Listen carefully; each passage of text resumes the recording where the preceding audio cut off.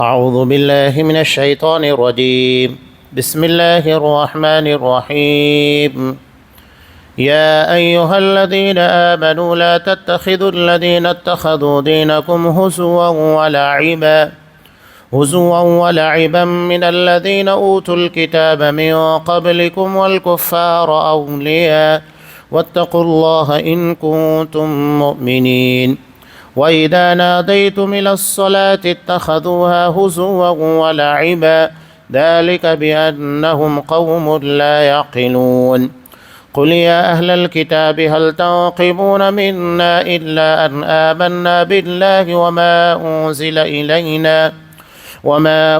إلينا وما أنزل من قبل وأن أكثركم فاسقون. قل هل أنبئكم بشر من ذلك مثوبة عند الله من لعنه الله وغضب عليه وجعل منهم القردة والخنازير وعبد الطاغوت أولئك شر مكانا وأضل عن سواء السبيل. وإذا جاءوكم قالوا آمنا وقد دخلوا بالكفر وهم قد خرجوا به والله أعلم بما كانوا يكتمون. وترى كثيرا منهم يسارعون في الإثم والعدوان وأكلهم السحت لبئس ما كانوا يعملون. لولا ينهاهم الربانيون والأحبار عن قولهم الإثم وأكلهم السحت لبئس ما كانوا يصنعون.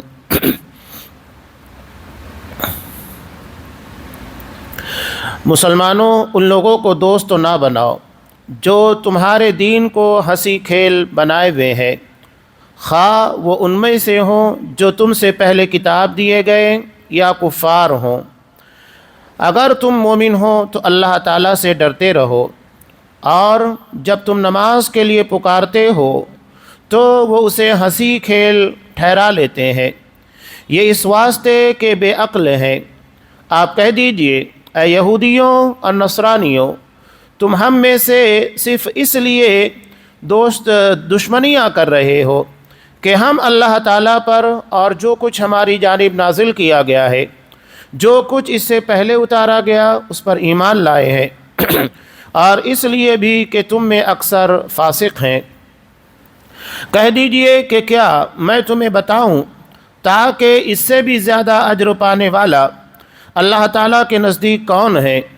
وہ جس پر اللہ تعالیٰ نے لعنت کی اور اس پر وہ غصہ ہو، اور ان میں سے بعض کو بندر اور سور بنا دیا، اور جنہوں نے معبودان باطل کی پرستش کی، یہی لوگ بدتر درجے والے ہیں اور یہی راہ راست سے بہت زیادہ بھٹکنے والے ہیں۔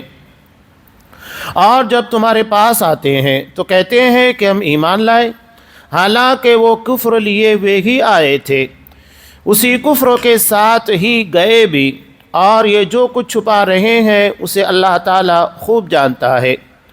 آپ دیکھیں گے کہ ان میں سے اکثر گناہ کے کاموں کی طرف اور ظلم و زیادتی کی طرف اور مال حرام کھانے کی طرف لپک رہے ہیں۔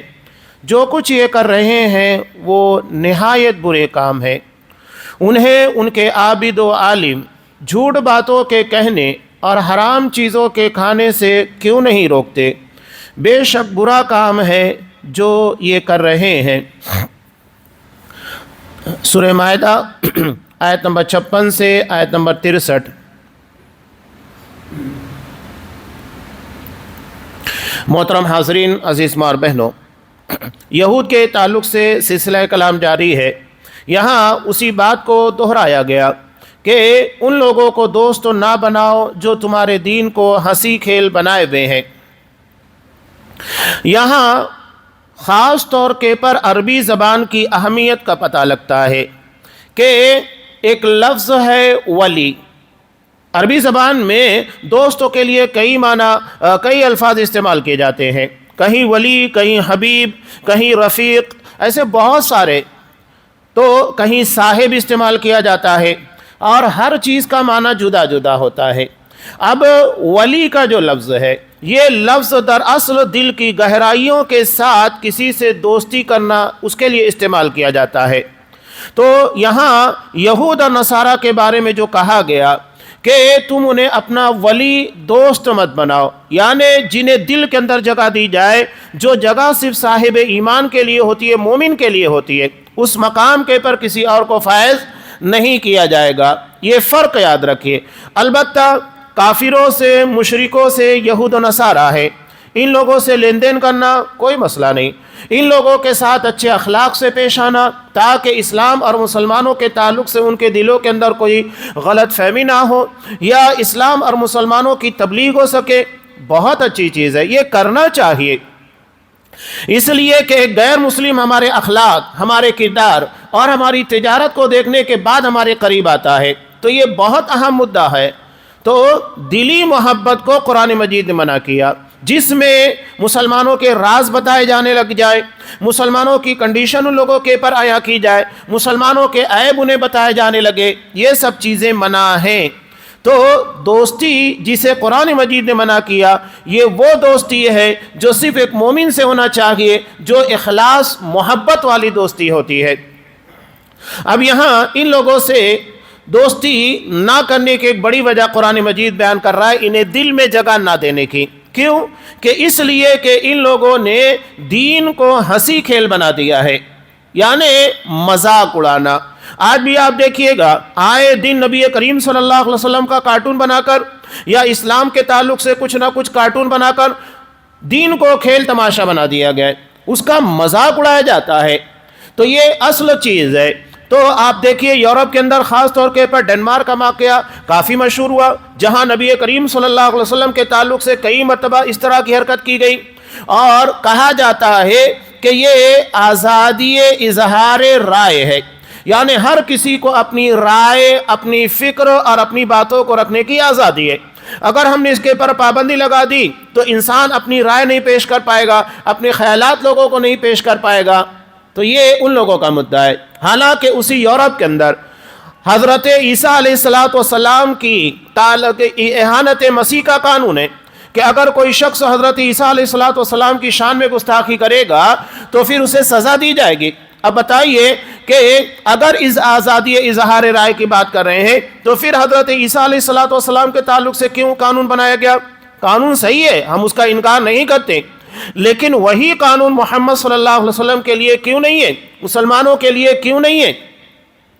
آج تو عدالتوں کے اندر ہتک عزت کا قانون ہوتا ہے کہ اگر کوئی آپ کی عزت کے پر ناجائز طور کے پر حملہ کرتا ہے، کوئی بات لکھ دیتا ہے، کوئی بات کہہ دیتا ہے، آپ اس کے تعلق سے اس کے پر بلیم کر سکتے ہیں، کیس کر سکتے ہیں، اور اگر وہ چیز ثابت ہو جاتی ہے تو پھر جج آپ کے حق میں فیصلہ دیتے ہوئے کچھ نہ کچھ سزا طے کرے گا۔ یہ بات ہے کہ ایک آدمی کی عزت کا اتنا پاس و لحاظ، اور نبی کریم صلی اللہ علیہ وسلم جو اربوں خربوں مسلمانوں کے دلوں کی دھڑکن ہے، اور یہ ہمارے ایمان کا حصہ ہے کہ آپ صلی اللہ علیہ وسلم سے تمام لوگوں سے بڑھ کر محبت کی جائے گی، اور جب تک آپ صلی اللہ علیہ وسلم کی محبت تمام انسانوں کی محبت کے پر غالب نہ آئے، ایمان مکمل نہیں ہوگا۔ یہ تو آپ صلی اللہ علیہ وسلم نے بالکل واضح کہہ دیا کہ لا یؤمن احدکم حتی اکون احب الیہ من والدہ وولدہ والناس اجمعین۔ تم میں کا کوئی شخص اس وقت تک مومن نہیں ہو سکتا، یعنی اس کا ایمان مکمل نہیں ہوگا، جب تک کہ میں اس کے نزدیک، اس کے والد، اس کے اولاد، دنیا کے تمام لوگوں سے زیادہ محبوب نہ بن جاؤں۔ یہ آپ صلی اللہ علیہ وسلم کی محبت ہمارے ایمان کا حصہ ہے، اور اس کے بغیر ہمارا ایمان مکمل نہیں ہوگا۔ لیکن یہ محبت نبی کریم صلی اللہ علیہ وسلم کی سنتوں کے پر آمادہ کریں، یہ نہیں کہ آپ نبی کریم صلی اللہ علیہ وسلم کی سنتوں کی مخالفت کریں اور آپ کی محبت کا دم بھرے۔ یہ کیا بات ہوئی کہ آپ نبی کی مخالفت کر کے آپ سے محبت کا اظہار کر رہے؟ محبت کا اظہار تو نبی کی اطاعت و فرما برداری سے ہوگا۔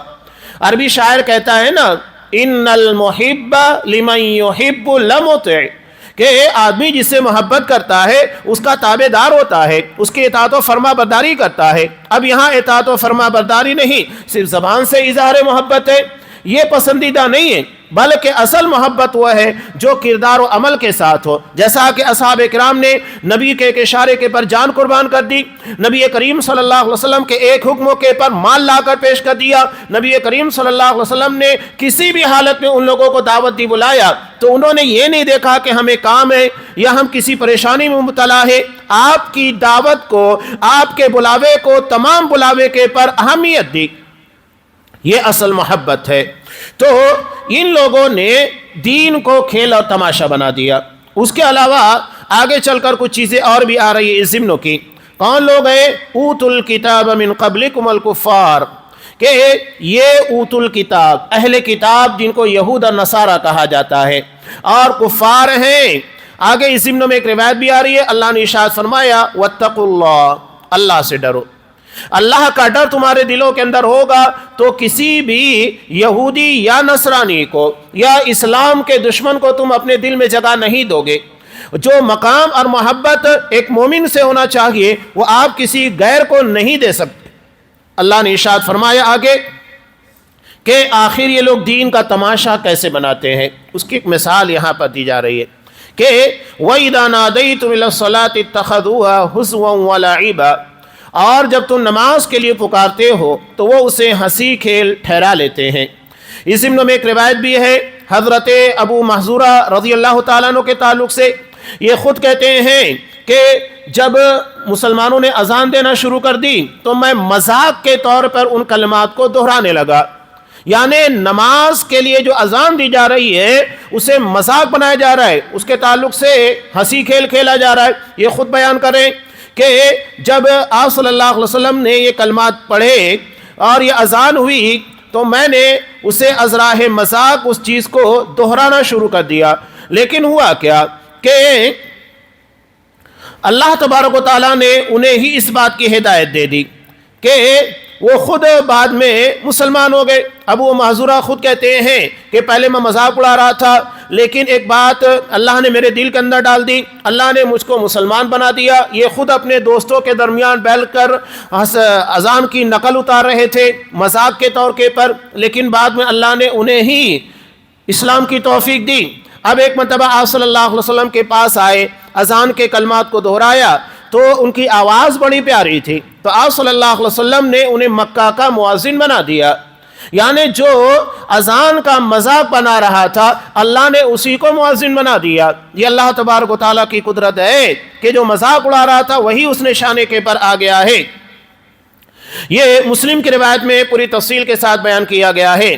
اور اس کے آگے اہل کتاب کو خطاب کرتے ہوئے اللہ نے ارشاد فرمایا قل، آپ کہہ دیجئے یا اہل الکتاب، اے کتاب والو یعنی یہود اور نصارہ، هل تنقمون منا الا ان آمنا باللہ، کہ تم لوگ ہم سے دشمنیاں کیوں مول لیے ہوئے ہو؟ اس کی وجہ صرف یہ ہے کہ ہم اللہ پر ایمان لے کر آ گئے. آج بھی اگر آپ دیکھیے گا غزہ کے مسلمان یا دنیا میں جہاں کہیں مسلمان ہو انہیں تکلیف کیوں دی جا رہی ہے؟ کیا مسلمان کسی کو تکلیف دیتا ہے؟ بلکہ مسلمان تو سراپا اپنے آپ کے لیے، اپنی قوم کے لیے، اپنے وطن کے لیے، اپنی بستی کے لیے خیر ہوتا ہے. جتنا فائدہ مسلمان سے ہوتا ہے کسی سے نہیں ہوتا ہے. ابھی اس چیز کا باقاعدہ اعتراف کیا گیا کہ اللہ تبارک و تعالیٰ نے ہمیں جو دو عیدیں عطا کی، اگر اسی کا تجزیہ کرنے لگ جائیں تو پتہ یہ چلے گا کہ اسلام کتنا شانتی والا مذہب ہے. بقیہ دیگر قوموں کے تہوار کو آپ دیکھ لیجئے گا، اس کا نتیجہ کیا ہوتا ہے؟ لوگوں کو آنے جانے میں تکلیف اور بہت ساری تکالیف. راستے کو چھیک لیا جاتا ہے، 10 دن تک کے لیے راستے بند کر دیے جاتے، آنے جانے کی تکالیف کتنی.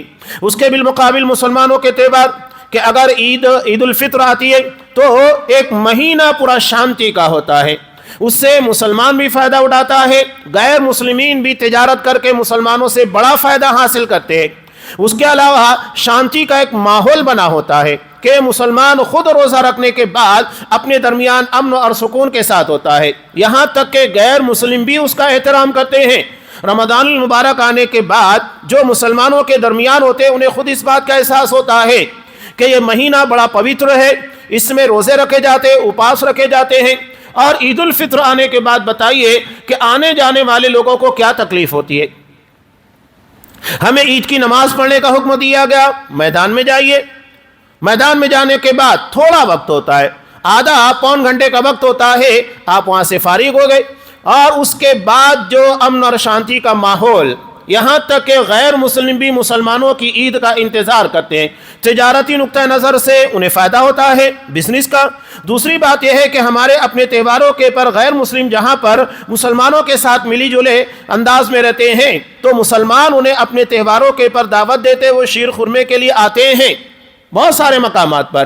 آپ دیکھیے خاص طور سے جو دیہاتی علاقے ہیں وہاں پر یہ ماحول بنا ہوا ہے، وہ ہمارے یہاں باقاعدہ آتے ہیں، انہیں اس بات کا احساس ہے کہ واقعی ہمارا تہوار بڑا پوتر ہوتا ہے، اس میں کسی قسموں کا دھینگا مستی نہیں، کسی کو تکلیف نہیں پہنچائی جاتی ہے، شانتی آرام۔ اس کے علاوہ عید الاضحیٰ، اس میں آپ اگر دیکھیں گے پورے سال کی تجارت گردش کرتی ہے، کہ جو لوگ جانور پالتے ہیں سال بھر اس جانور کے کاروبار سے جڑے تھے، جو چارہ پانی کرتے ان لوگوں کو اس کا فائدہ ہوتا ہے، اور اس کے بعد مسلمان قربانی کرتے، قربانی کے بعد چمڑا ہے، ہڈیاں ہیں، سینگ وغیرہ، ہر چیز لوگوں کو کاروباری اعتبار سے فائدہ دیتی ہے۔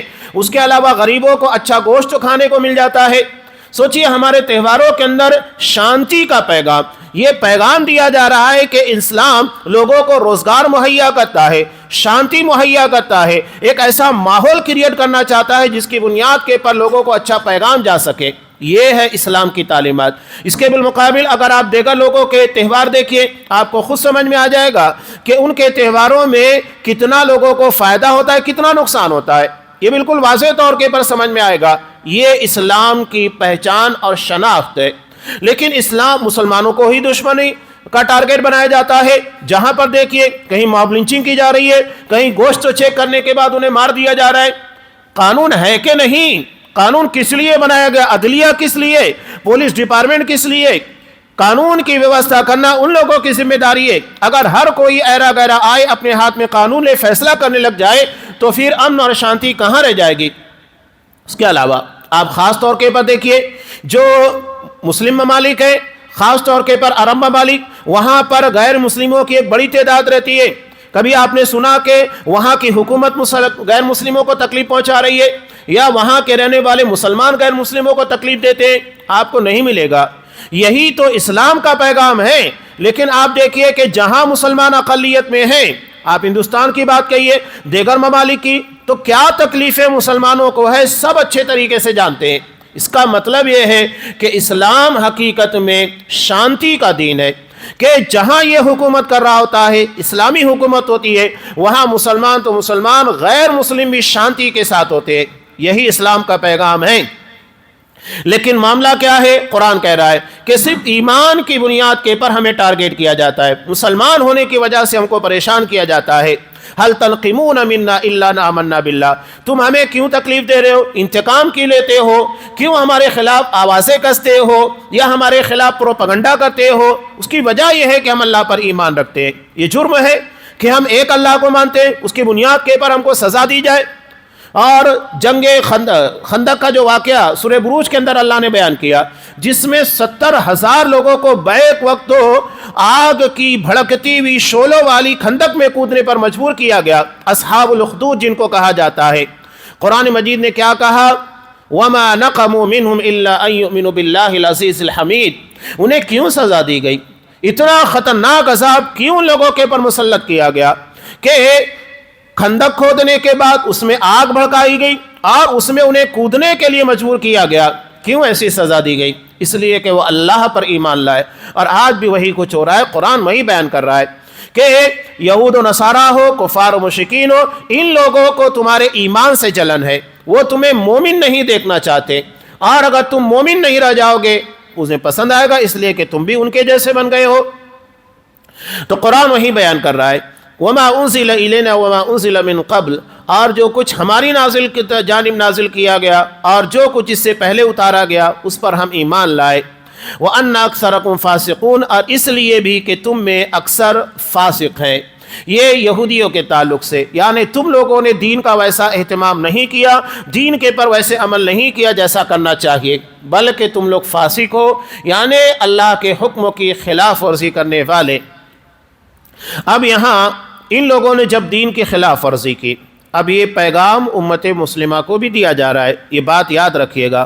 اللہ نے ارشاد فرمایا قل هل انبئکم بشر من ذلک مثوبۃ عند اللہ، کہ کہہ دیجئے کیا میں تمہیں بتاؤں تاکہ اس سے بھی زیادہ سزا پانے والے اللہ تعالیٰ کے نزدیک کون ہے جنہیں اللہ سزا دیتا ہے، کون لوگ ہیں جنہیں بڑی سزا ملنے والی ہے؟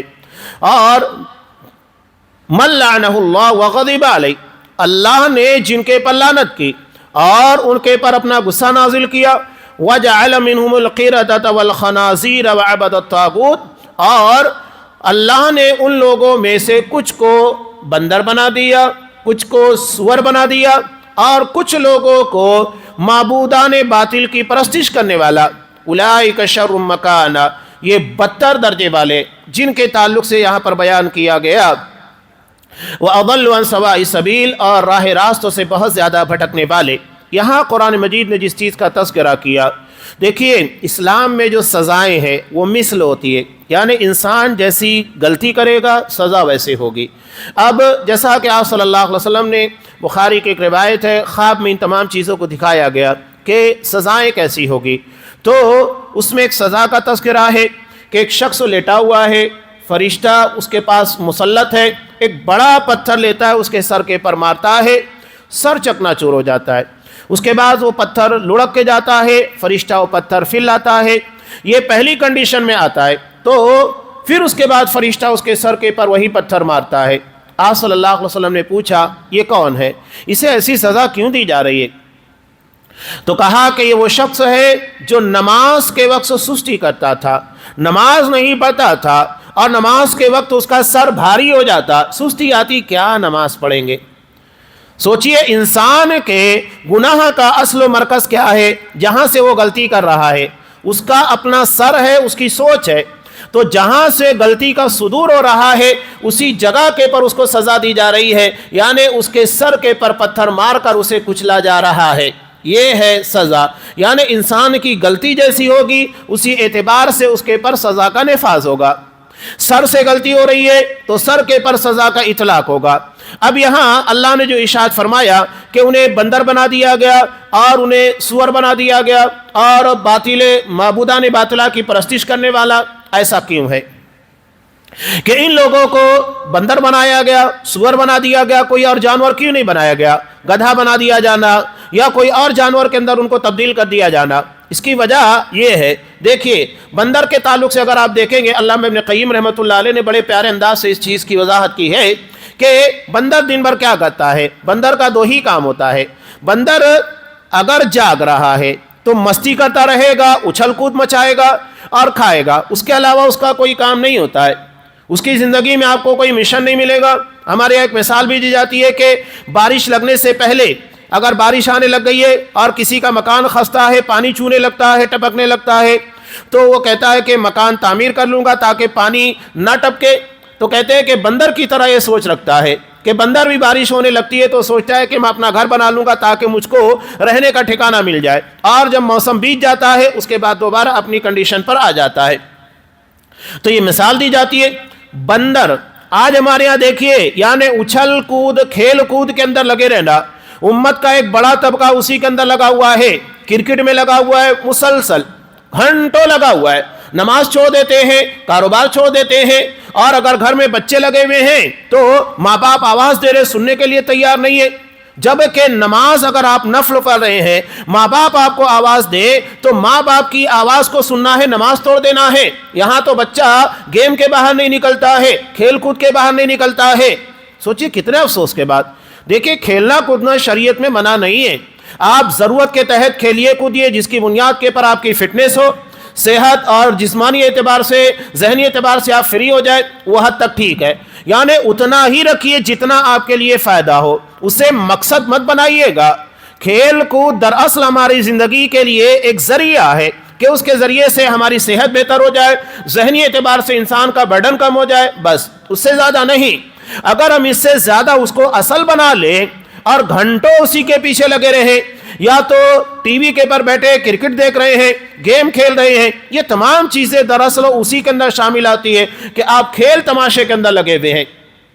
اور آج یہ معاملہ لگا ہوا ہے، آپ موبائل لوگ بڑا بڑا موبائل لے رہے ہیں، ٹیب لے رہے ہیں، کیوں لے رہے ہیں؟ کہ 4 بندے بیٹھ کر اس میں لوڈو کھیلیں گے یا کوئی اور گیم کھیلیں گے۔ مہنگے مہنگے موبائل کیوں خریدے جا رہے ہیں؟ کہ اس کی ریم اچھی ہے، اس کا پرفارمنس اچھا ہے، گیم کھیلنے میں مزہ آتا ہے۔ یعنی ہم لاکھوں روپے دے کر اپنی تباہی اور بربادی کو خرید رہے ہیں۔ اللہ نے جن لوگوں کو مال دیا ہے توفیق تو نہیں ہوتی ہے کہ آپ دین کے کاموں میں، غربا مساکین کے پر، یا دین کے جو بڑے بڑے کام ہوتے ہیں، مشن ہوتے ہیں، اس کے اندر پیسہ لگائیے، نہیں لگائیں گے۔ جو ہماری دنیا اور آخرت، دین کی ترقی، آخرت کی کامیابی کا ذریعہ ہے، لیکن ان فضول چیزوں کے اندر لاکھوں روپے لگانے کے لیے تیار۔ سال بھر کے اندر آپ دیکھیے 1 2 2 3 مرتبہ موبائل چینج کیے جاتے ہیں، مہنگے سے مہنگا موبائل۔ کس چیز کے لیے آپ کریں؟ صرف اپنی دنیا کھیل تماشے کے لیے۔ قرآن نے جو بیان کیا، بندر دراصل اسی بندر کی طرح ہماری زندگی گزر رہی ہے۔ ہمارے پاس کوئی پلاننگ نہیں ہے۔ مسلمانوں کے پر آنے والے حالات سے متعلق ہم یہود اور نصارہ کا حوالہ دیتے ہیں کہ جو 100 سال پہلے کی پلاننگ کرتے ہیں، ہمیں غیروں سے سیکھنا پڑ رہا ہے۔ کبھی ایسا ہوا ہے کہ سونے کے پر پیتل کی پالش چڑھائی جاتی ہے؟ نہیں، بلکہ پیتل کے پر سونے کی پالش کی جاتی ہے۔ لیکن یہاں معاملہ الٹا ہو چکا ہے۔ اللہ نے ہم کو 24 کیرٹ کا سونا بنا کر بھیجا، لیکن ہم لوگوں نے اپنے آپ کے پر پیتل کی پالش چڑھا دی ہے۔ یہ مسئلہ ہو گیا ہے۔ مسلمان منصوبہ بند ہوتا ہے، حکمت عملی اختیار کرنے والا۔ ہم اپنے ایک دن کی پلاننگ بنائے کہ ایک دن میں ہم کو کیا کرنا ہے، ہم کتنا وقت تو کاروبار کے لیے، اپنے بیوی بچوں کے لیے یا دیگر کاموں کے لیے، ہر چیز کے لیے پلاننگ ہو۔ نماز کے لیے کتنا وقت ہم کو لگنے والا ہے، قرآن مجید کی تلاوت کتنا کریں گے، ہم کچھ وقت نکال کر سیرت کی کتابوں کا یا دیگر احکام احادیث وغیرہ ان چیزوں کا مطالعہ کریں گے۔ یہ تمام چیزیں ہماری زندگی کا پلاننگ کا حصہ ہونا چاہیے۔ ہم کتنا پیسہ دے کر دین کے کاموں کو آگے بڑھانے کی کوشش کریں گے، پلان، منصوبے ہونا چاہیے۔ ایک دن کے لیے، ہفتے کے لیے، مہینے کے لیے، سال بھر کے لیے ہونا چاہیے۔ آج تو ہمارے یہاں لوگ کو اگر پلاٹ خریدنا ہے اس کے لیے پلان ہے، دنیا کے لیے بہت پلان، اپنے بچوں کی شادی کرنا ہے اس کے لیے پلان ہے، سب ہے، بچوں کی تعلیم و تربیت اس کے لیے پلان ہے۔ لیکن ہماری آخرت کے لیے، دین کی تعمیر اور ترقی کے لیے کیا پلان ہے؟ کوئی پلان ہے ہمارے پاس؟ بہت افسوس ہوتا ہے۔ یعنی اس کا مطلب ہماری سوچ بہت مختصر ہے، ہم صرف دنیا جینا چاہتے ہیں، آخرت کی ہم کو کوئی فکر نہیں ہے۔ قرآن صاف کہتا ہے بل تؤثرون الحیات الدنیا، تم دنیاوی زندگی کو ترجیح دیتے ہو، والآخرۃ خیر وابقی، جبکہ آخرت سب سے بہتر، ہمیشہ باقی رہنے والی ہے، اس کی فکر کیجئے، یہ ہمارے لیے اصل ہے۔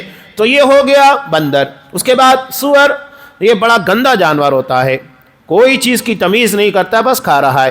اور یہاں پر وہ حدیث صادق آتی ہے بخاری کی کہ لوگوں کے پر ایک ایسا زمانہ آئے گا کہ بندہ اس بات کی تمیز نہیں کرے گا کہ جو کما رہا ہے وہ حلال ہے کہ نہیں، حلال حرام کی کوئی تمیز نہیں ہوگی، بس کھاتے جاؤ، آ رہا ہے آنے دو، کوئی مسئلہ نہیں ہے، ہر چیز کو حلال بنا لو۔ ہمارے یہاں بہت سارے کاروباری لوگ ہیں جو سودی کاروبار کرتے ہیں، اپنے جیب کے اندر مفتیوں کے فتوے رکھتے ہیں، یہ دیکھو فلاں مفتی نے اس کو حلال کا فتویٰ دیا ہے، ہم کر سکتے ہیں، ہندوستان دارالحرب ہے، اسلامی حکومت نہیں ہے، لہذا یہاں پر ہم سودی کاروبار کر سکتے ہیں، یہ فتوے لے کر گھومتے ہیں۔ حلال و حرام کی تمیز ختم ہو چکی ہے۔ اور اس کے علاوہ ہمارے یہاں حصے ترکے کے معاملات، ہمارے خاندانی مسائل، وراثت کے مسائل، پڑوسیوں کے مسائل، جہاں جہاں دیکھیے حلال و حرام کی تمیز کو تقریباً بھلا دیا گیا ہے۔ لوگ مال دیکھنے کے بعد حلال و حرام بھول جاتے ہیں، اپنی بہنوں کا حصہ غصب کر لیں گے، صاف طور کے پر کہیں گے کہ ہمیں شریعت کے مطابق نہیں چلنا ہے، ہم شریعت کے مطابق تقسیم نہیں کریں گے، نعوذ باللہ۔ اس کا مطلب کیا ہے؟ آپ اللہ سے بہتر قانون بناتے ہیں، آپ کو اللہ تبارک و تعالیٰ سے زیادہ سمجھتا ہے کہ اللہ نے جو قانون بنایا وہ صحیح نہیں تھا، میں اپنے اعتبار سے قانون بناؤں گا، میں اپنے اعتبار سے بہن بھائیوں کو حصہ دوں گا۔ یہ بہت خطرناک قسم کا جرم ہے جو چل رہا ہے۔ تو یہ سور اور بندر بنانے کا مطلب کہ ان کے اندر جو خرابیاں پائی جاتی ہے یا ان کی جو عادتیں ہیں وہ عادتیں انسانوں کے اندر آ جائے گی، اور اسی بنیاد کے پر ان کو سور اور بندر بنا دیا جائے گا۔ ٹھیک ہے، امت محمدیہ نبی کریم صلی اللہ علیہ وسلم کی دعا کی برکت سے اس بات کا شکار تو نہیں ہوگی کہ صورت مسخ کر دی جائے، آپ صلی اللہ علیہ وسلم نے اللہ سے دعا کی تھی کہ میری امت کے اوپر یہ عذاب نہ آئے کہ ان کی صورتوں کو مسخ کر دیا جائے، جیسا کہ بنی اسرائیل کے ایک طبقے کو، ایک قوم کو جو سمندر کے کنارے رہا کرتی تھی، اللہ نے ان لوگوں کو بندر بنا دیا تھا، حقیقت میں بندر بن گئے تھے۔ اللہ کے رسول صلی اللہ علیہ وسلم نے امت کے لیے دعا کی، یہ عذاب میری امت پر نہیں آنا چاہیے، تو آپ صلی اللہ علیہ وسلم کی دعا کو قبول کر لیا گیا۔ ہماری صورتیں نہیں تبدیل ہوگی، لیکن عادتیں تو وہی ہوگی نا جو سور اور بندر کے اندر پائی جاتی ہے۔ عادتوں کے تعلق سے تو نہیں کہا گیا نا۔ تو یہ سور اور بندر اور عبد الطاغوت یعنی معبودان باطلہ کی پرستش کرنے والا، آج آپ دیکھیے مسجدوں سے زیادہ مزار آباد ہے، اللہ کو چھوڑ کر غیر اللہ کا در زیادہ آباد ہے۔ یہ افسوس ہوتا ہے، یہ ان لوگوں کے پر سزا اور بدترین قسموں کے شرک کی بنیاد کے پر انہیں یہ سزائیں دی گئی دنیاوی اعتبار سے، اور آخرت کی سزا اس سے کہیں زیادہ سخت ہے۔ اب ان حالتوں کو بیان کرنے کے بعد قرآن بیان کر رہا ہے وَإِذَا جَاءُوكُمْ قَالُوا آمَنَّا وَقَدْ دَخَلُوا بِالْكُفْرِ، یہ نفاق کا راستہ اختیار کرتے، آپ کے پاس آتے تو کہتے کہ مسلمان ہیں۔ یہاں بھی مسلمانوں کے اندر دوگلا پن بڑھا گیا، اللہ رحم کرے۔ آپ کے پاس آئیں گے آپ کے جیسے، میرے پاس آئیں گے میرے جیسے بن جائیں گے۔ یہ دوگلا پن ہے۔ مومن دوگلا نہیں ہوتا ہے، دو منہ والا نہیں ہوتا ہے، وہ صاف گو ہوتا ہے۔ قرآن صاف کہتا ہے قولوا قولا سدیدا، بالکل سیدھی سادی پرفیکٹ بات کہو۔ زومانہ طنز والی بات، گھما پھرا کے بات کرنا، یہ مومن کی شان نہیں ہے۔ وہ کھلے طور کے پر باتیں کرنے کا عادی ہوتا ہے، اور قرآن نے ہمیں اس بات کا حکم دیا۔ تو لوگ کہتے ہیں ہم مومن ہو گئے، وقد دخلوا بالکفر، حالانکہ وہ کفر میں ہی داخل ہے، کفر سے باہر نکلے ہی کہاں کہ جو مومن بنیں گے۔ واللہ اعلم بما كانوا یکتمون، اللہ تبارک و تعالیٰ ان کے اندر جو چھپا ہوا ہے وہ اچھے طریقے سے جانتا ہے۔ اب یہاں ایک بیماری کے تعلق سے اور سماج معاشرے کے اندر پائی جانے والی ایک خرابی کا تذکرہ ہوا۔ اب اس کی ایک بڑی ذمہ داری، یعنی سماج اور معاشرے کے اندر جو انارکی پھیلی ہوئی ہے، خلاف شریعت کام ہو رہا ہے، اس کا ذمہ دار بڑا ذمہ دار کون ہے؟ قرآن نے کہا وَتَرَى كَثِيرًا مِّنْهُمْ، آپ ان یہودیوں کے اندر، نصرانیوں کے اندر دیکھیں گے یسارعون فی الاسم والعدوان، یہ لوگ اکثر گناہ کے کاموں کی طرف اور ظلم زیادتی کی طرف اور مال حرام کی طرف لپک رہے ہیں۔ یہ یہودیوں اور نصرانیوں کے تعلق سے قرآن نے کہا، لیکن اگر ہم مسلمانوں کے اندر دیکھیں گے، اللہ نے تذکرہ کیا، اس کا مطلب یہ چیز ہمارے اندر بھی پائی جائے گی، تبھی قرآن تذکرہ کر رہا ہے۔ تو گناہ کے کاموں میں ایک دوسرے سے آگے بڑھنا، اور سرکشی کے، ظلم و زیادتی کے، اور مال حرام کھانے کے بارے میں لپکنا، کیا یہ تینوں چیزیں آج ہمارے درمیان ہم کو نظر نہیں آ رہی ہے؟ گناہ کے معاملے میں ایک دوسرے سے آگے بڑھ رہے ہیں نا، بڑھ رہے ہیں۔ اگر ہم دیکھیں گے تو خود احساس ہوگا کہ ہمارے ہاں گناہ کے معاملے میں ایک دوسرے سے کیسے آگے بڑھا جا رہا ہے، کہ اگر اس نے 1 لاکھ کا موبائل لیا میں اس سے زیادہ مہنگا لوں گا، کس لیے؟ کیا اس کے ذریعے دین کی خدمت انجام دے گا؟ نہیں، بلکہ اس کے ذریعے وہ گیم کھیلے گا، شر و فساد برپا کرے گا۔ یعنی گناہ کے کاموں میں کمپٹیشن بنا ہوا ہے، ظلم اور زیادتی اور عدوان، اور اس کے بعد مال حرام کھانا۔ یہ اگر آپ سماج اور معاشرے کے پر اچھی طرح سے نگاہ ڈالیں گے، تینوں چیزیں نمایاں طور پر نظر آئے گی کہ کس طرح حرام خوری، ظلم و زیادتی میں ایک دوسرے سے آگے بڑھنے کی کوشش کی جا رہی ہے۔ لبئس ما كانوا يعملون، جو کچھ یہ کر رہے ہیں وہ نہایت برے کام ہے، اس سے کوئی فائدہ ہونے والا نہیں ہے۔ پہلے بتایا گیا سماج میں ایسا ہو رہا ہے، یعنی لوگ ان گناہوں کے اندر ملوث ہوتے جا رہے ہیں، گناہ کے کاموں میں کمپٹیشن ہے، مقابلہ آرائی ہے، ظلم زیادتی کے اور حرام خوری کے، سود خوری کے۔ اب یہ سماج کی حالت اور کنڈیشن ہے، لوگ ایک دوسرے سے کمپٹیشن کر رہے ہیں، تو اس بات کی ذمہ داری کس کے پر عائد ہوتی ہے؟ قرآن نے بیان کیا لولا ينهاهم الربانیون والاحبار، کہ ان کے عابد و عالم، ربانیون کہتے ہیں جو عبادت گزار ہوتے ہیں، اور احبار کہتے ہیں علماء کو جن کے پاس علم ہوتا ہے، یعنی ایک عبادت میں ممتاز ہوتا ہے، ایک علم کی بنیاد پر ممتاز ہوتا ہے۔ یہ سماج کے 2 بڑے ذمہ دار ہیں۔ اب یہاں بات قابل غور ہے، ذرا آپ سوچئے گا کہ گھر میں جو باپ ہوتا ہے، اسے بزرگی کی بنیاد کے پر اپنے بچوں کے پر فضیلت ہے، اگر وہ کوئی بات کہے گا تو ٹال نہیں سکتے۔ یعنی بہت سارے لوگ ہوتے ہیں جو عمر دراز ہوتے ہیں، بزرگ ہوتے ہیں، یا عبادت کرنے کی وجہ سے لوگ ان کا احترام کرتے ہیں، تو इनकी बातों को टाला नहीं जाता। तो इन लोगों को खिताब करके कहा गया कि इबादतें सिर्फ अपने आप के लिए मत करो। हमारे बहुत सारे लोग क्या कहते हैं, अरे बस अपना अपना देखो, दूसरे क्या कर रहे हैं जाए वो अपना काम, वो क्या कर रहे हैं उनकी जिम्मेदारी है। गलत, हमारी जिम्मेदारी है अपनी इस्लाह के साथ दूसरों की भी इस्लाह करना है। कुरान मजीद ने साफ कहा, वमा कान रब्बुका लियुहलिकल कुरा बिज़ुल्मिन व अहलुहा मुस्लिहून। अल्लाह किसी कौम और बस्ती को उनके जुल्म की वजह से क्यों हलाक करेगा, जब कि वहां रहने वाले लोग मुस्लिह हैं, दूसरों की इस्लाह करने वाले, गलतियों के पर टोकने वाले। ये है, और सबसे बड़ी इस्लाह ये है कि आप अकीदे के बाब में, कि अगर लोग अकीदे के अंदर गुमराह हो रहे हैं, उनके अकीदे को दुरुस्त कीजिए, उनके मामलात की इस्लाह कीजिएगा। ये बहुत बड़ी जिम्मेदारी है। तो ये दो लोगों को टारगेट किया गया, रब्बानियून जो इबादत गुजार है और जिनके तकवा तहरत की वजह से लोग इज्जत और एहतराम के साथ पेश आते हैं। दूसरे उलमा है, यानी जिनके इल्मों की बुनियाद के पर लोग शरीयत की जानकारी उनसे लेते हैं। तो इनका काम है कि समाज और मुआशरे के पर अच्छी निगाह रखें और जो गलतियां हो रही हैं उसकी इस्लाह की फिक्र करें। ये दोनों तबके की बड़ी जिम्मेदारी है कि कुरान कह रहा है, लौला यनहाहुमुर रब्बानियून वल अहबार अन कौलिहिमुल इस्म व अक्लिहिमुस सूद, कि उन्हें उनके आबिद व आलिम झूठ बातों के कहने और हराम चीज़ों के खाने से क्यों नहीं रोकते। उन्हें रोकना चाहिए था, ये उनकी जिम्मेदारी है। और बनी इसराइल के ताल्लुक से नबी करीम सल्लल्लाहु अलैहि वसल्लम ने कहा, ये हलाक कैसे हुए कि उनके उलमा ने पहले उनको मना किया, ये गलत है, ये काम तुमको नहीं करना चाहिए, एक दो मरतबा टोक कर छोड़ दिया, और उसके बाद उन्हीं लोगों के साथ रहने सहने खाने पीने लग गए, टोकना बंद कर दिया। अब उन लोगों ने देखा कि जब एक आलिम भी एक हराम खोर के साथ बैठा हुआ खा पी रहा है और उसके तमाम तर मामलात के अंदर शरीक है, तो लोगों के अंदर से उस बुराई का और उस गुनाह का डर निकल गया और लोगों ने उसको गुनाह समझना छोड़ दिया। धीरे धीरे फिर आगे बात बढ़ना शुरू हो गई और गुनाह फैलना शुरू हो गया, रोकने टोकने वाले खत्म हो गए और इस तरह लोगों का मुआशरा बिगड़ गया। अगर ये आबिद व आलिम, इबादत गुजार और उलमा अपनी जिम्मेदारी निभाते रहेंगे और लोगों को झूठ के कहने और हराम चीज़ों के खाने से रोकते रहेंगे, तो समाज और माशरे के अंदर बुराइयां नहीं पनपेगी। ये बहुत बड़ी जिम्मेदारी इस दो तबके के पर आती है। अभी इसके सिलसिला कलाम और भी जारी है यहूद के ताल्लुक से, और ख़ास तौर से आगे तज़किरा किया जा रहा है कि यहूदी किस तरह फितने की आग को भड़काते हैं। एक अच्छा खासा मुआशरा चल रहा है, लोग सुकून के साथ रह रहे हैं, कैसे उन लोगों के दरमियान जाकर बिगाड़ पैदा करते हैं, फितना फैलाते हैं, ये यहूदियों की सिफत है।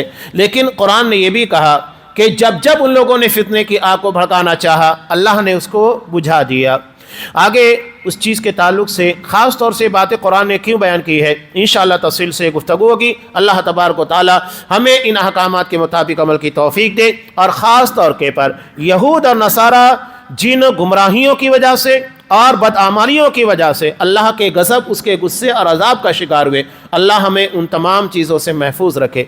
आमीन व आखिर दावाना अनिल हम्दुलिल्लाहि रब्बिल आलमीन।